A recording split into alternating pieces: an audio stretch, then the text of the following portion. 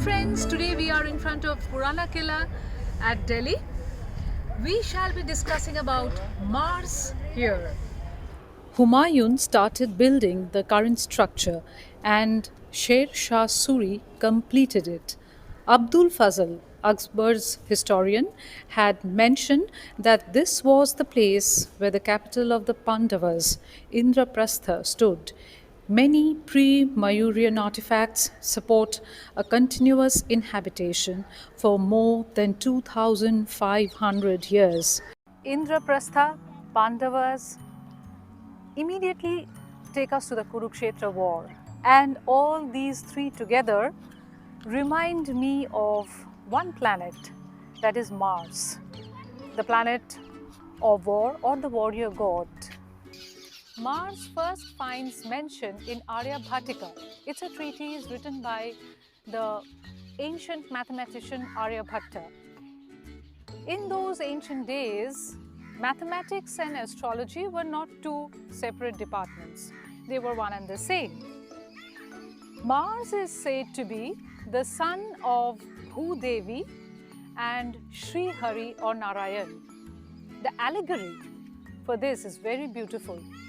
Bhudevi means the earth element, and for any planet, the earth element is required to give it form. Sri Hari or Narayan is the infinity. Where is the planet?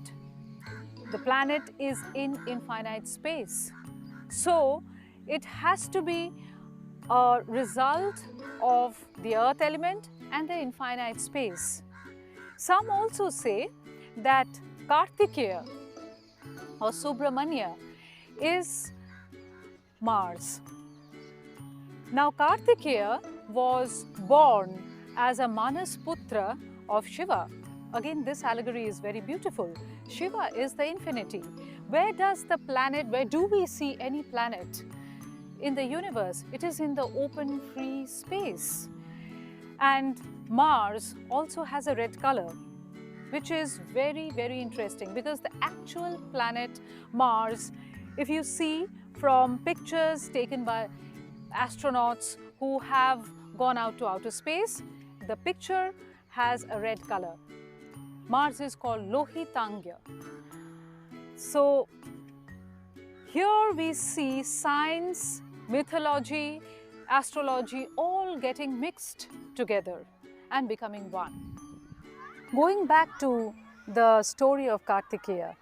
Kartikeya was brought up by 6 ladies known as the Kritikas, and he was born of Shiva, which means he is the embodiment of energy, which is a characteristic of Mars. He was born to kill Tarakasur. He is a warrior god. Those who have a strong Mars show those risk-taking, a warrior-like character, which is logical, brave, and can go forward and win new terrains. Whether that new terrain is a new client or whether that new terrain is a new territory, both come under Mars. They have a very sharp, incisive mind, which is required to be a great warrior. Kartikeya is also pure, scintillating energy. People who have Mars in their Lagna or with Moon are very, very energetic people. Kartikeya, born of Shiva, is pure energy, and pure energy knows no fear because fear is a human emotion. Hence, anyone who is ruled by Mars are also inherently fearless. Now, where does Mars get exalted? It is in Capricorn. And what is the lord of Capricorn? Capricorn is ruled by Saturn. Again, watch the beautiful balance. The active, exuberant, childlike Mars gets tempered through discipline, ruled by Saturn. It is in Capricorn that Mars gets exalted because that active energy gets rules, regulations to channelize it into something constructive. Mars also rules 2 other sidereal signs. They are Aries and Scorpio. Mars people, those who have Mars in their Lagna or their Lagna Lord as Mars or have an exalted Mars, they usually have a ruddy complexion, quite like the planet, which is red in color, Lohitanga. People with strong Mars usually make great athletes. They even make great military leaders, politicians, and even surgeons. They are even good in science and mathematics because Mars also rules logic. People with strong Mars are also seen as great chefs in the hotel industry.